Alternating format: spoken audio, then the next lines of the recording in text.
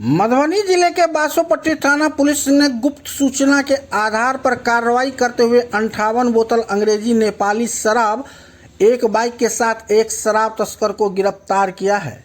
गिरफ्तार तस्कर की पहचान बेनीपट्टी के अरेर थाना क्षेत्र के करही गांव के राजेंद्र सिंह के पुत्र दीपन कुमार सिंह के रूप में की गई है। बताया जा रहा है कि थाना के एसआई राजेश कुमार के नेतृत्व में पुलिस टीम चिलमिलिया और इजोत गांव के बीच गश्त कर रही थी।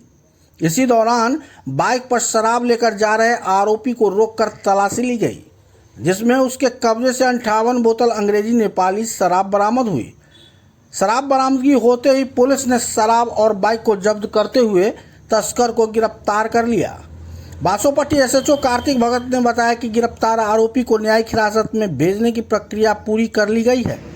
उन्होंने कहा कि शराब तस्करी के खिलाफ बासोपट्टी थाना क्षेत्र में लगातार अभियान जारी रहेगा।